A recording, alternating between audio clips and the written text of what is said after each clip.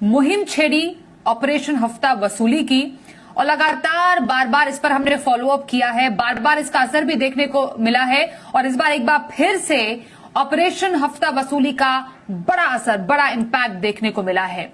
अब जो ताजा खबर आई है वो ये है कि सरकार अब गैर कानूनी लेन देन और बिना रजिस्ट्रेशन लोन देने वालों पर लगाम लगाने की तैयारी कर रही है और ये एक बहुत बड़ा असर है उस ऑपरेशन हफ्ता वसूली का जिसको हमने जोर शोर से उठाया था।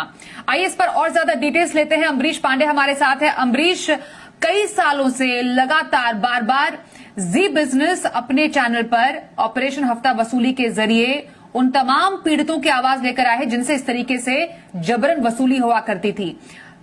पहले भी कई बार इस पर हो चुके हैं कई तरीके के एक्शन, लेकिन इस बार जो एक्शन हुआ है बगैर रजिस्ट्रेशन कर्ज का लेन देन अब अपराध माना जाएगा। कितना बड़ा असर इसको देखें?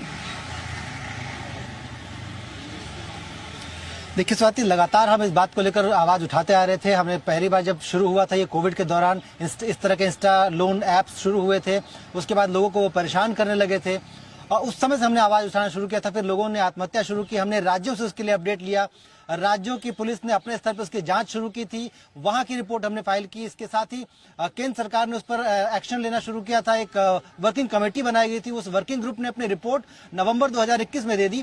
तब हमने अपने दर्शकों को बताया था कि किस तरह से हमारी पूरी मुहिम का असर हुआ है और किस तरह से सरकार इस पर आगे बढ़ रही है। और आज एक बड़ा इम्पैक्ट हम कह सकते हैं हमारी मुहिम का हुआ है, जहां हमने मुहिम को एक तरह से अंजाम पर ला दिया है। सरकार अब इसके लिए एक सख्त कानून बनाने जा रही है, जहां पे दो टूक शब्दों में सरकार का ये प्लान है कि किसी भी तरीके का जो अनरेगुलेटेड लेंडिंग लेन देन होगा वो नहीं किया जा सकता। भारत में, भारत के कानून के अनुसार उसको रजिस्टर्ड होना पड़ेगा। आरबीआई में, वित्त मंत्रालय के जो अन्य विभाग है उनसे उनकी मंजूरी होगी, तभी जाकर वो किसी तरह का आर्थिक लेन देन कर सकते हैं।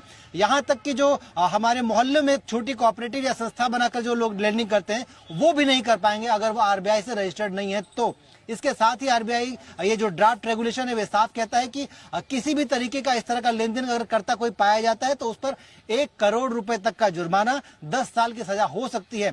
इसके साथ ही अगर किसी ने नियमों को दता बताते हुए अगर इस तरह का लोन दिया है और वो जबरन वसूली करने की कोशिश कर रहा है या फिर किसी तरीके से कानून को आड़े हाथ ले रहा है तो ऐसी सूरत में 2 से लेकर 7 साल की कड़ी सजा। इसके अलावा इस केस में भी 2 लाख से लेकर 10 लाख तक का जुर्माना सरकार इसमें सुनिश्चित कर रही है।